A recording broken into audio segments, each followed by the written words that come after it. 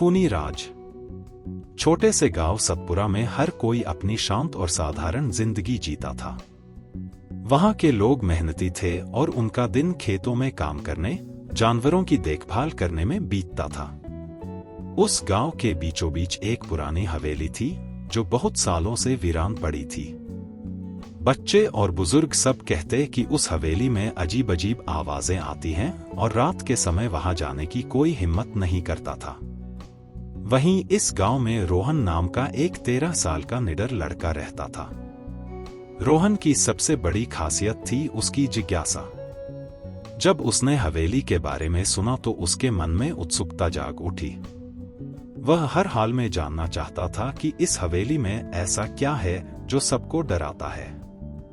उसके दोस्त भी उससे यही कहते, अरे रोहन, पागल मत बनो, उस हवेली में बहुत खतरनाक आत्माएं हैं, हमें वहां नहीं जाना चाहिए।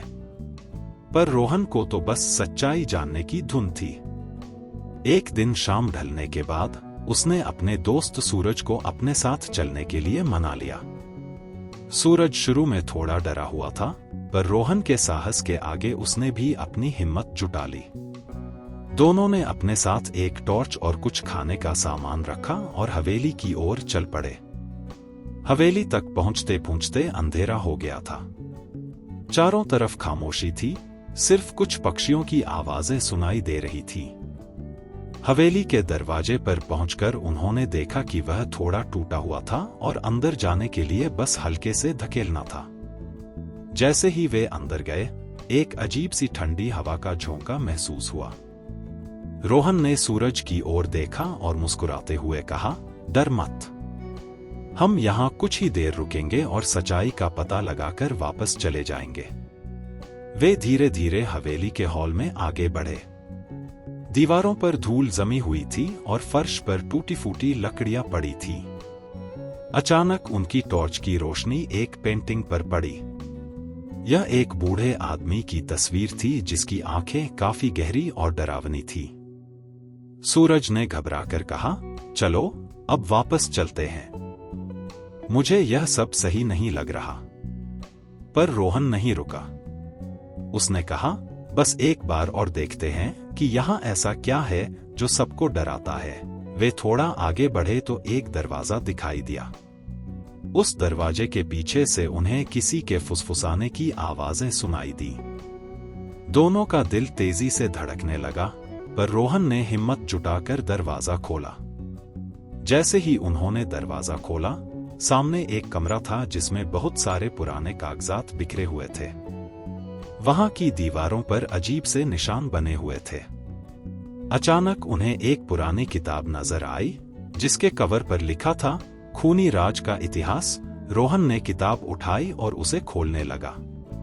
उसके पन्नों पर कुछ डरावने चित्र और पुराने समय के राजा रानी की कहानियां लिखी हुई थी।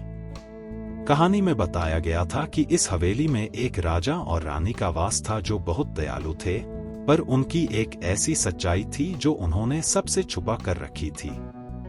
रात के समय राजा अपने राज्य के दुश्मनों को इस हवेली में बुलाता और उनसे सच्चाई जानने के बहाने उन्हें मार देता था।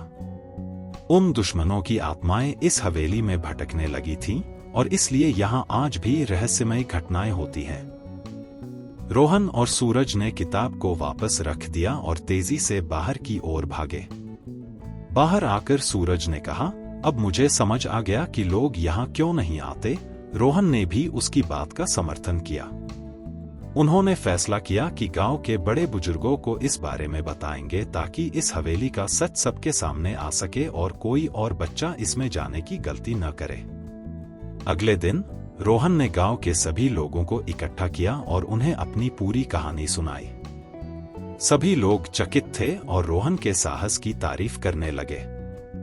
इस घटना के बाद गांव वालों ने उस हवेली के पास एक संकेत लगवा दिया ताकि कोई भी नजदीक न जाए और वह खूनी राज हमेशा एक रहस्य बना रहे। कहानी का संदेश, इस कहानी से हमें यह सीख मिलती है कि हर जगह की अपनी एक सच्चाई होती है और हर रहस्य को जानना जरूरी नहीं। कभी कभी दूसरों की हिदायत मानना और अपने सुरक्षित रहना ही समझदारी होती है।